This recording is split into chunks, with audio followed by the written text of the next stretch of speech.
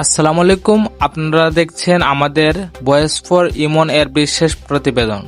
দেশ জুড়ে উদ্বেগজনক হারে বাড়ছে অনলাইন জুয়ার প্রবণতা। বিশেষ করে তরুণদের মধ্যে এই আসক্ত এখন এক ভয়াবহ সামাজিক সমস্যায় রূপ নিয়েছে।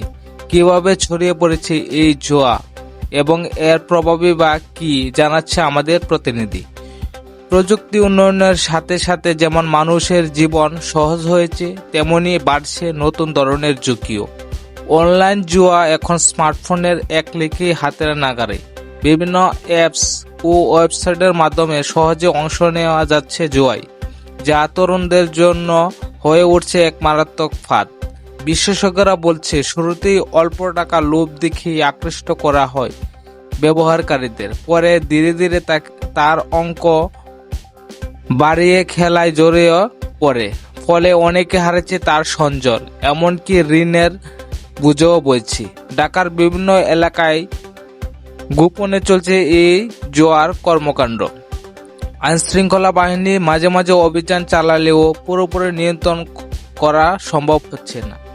অনেক সময় দেশের থেকে বিদেশি সার্ভারের কারণে এসব ওয়েবসাইট বন্ধ করাও কঠিন হয়ে পড়েছে।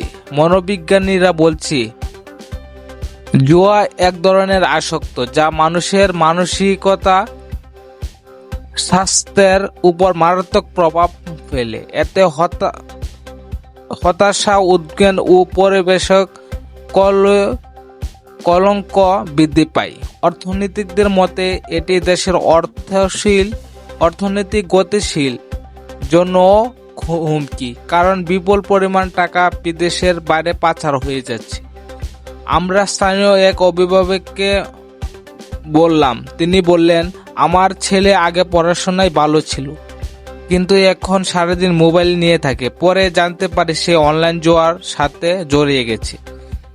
দেশ জুড়ে জুয়া সম্পূর্ণ নিষেধ হলেও অনলাইন প্ল্যাটফর্মের কারণে আইন প্রয়োগ নানা চ্যালেঞ্জ দেখা যাচ্ছে।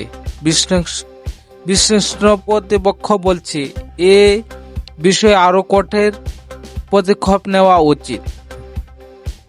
জুয়া শুধুমাত্র ব্যক্তিগত ক্ষতির কারণ নয়, এটি সমাজের জন্যও এক বড় হুমকি। তাই সচেতনতা বাড়ানো এবং কঠোর আইন প্রয়োগের পরে এই সমস্যা থেকে মুক্তির পথ দেখতে পারে। আজকে মতোই এখানেই শেষ করছি। আমাদের সাথে থাকবেন। ধন্যবাদ আমাদের সঙ্গে থাকার জন্য। আসসালামু আলাইকুম।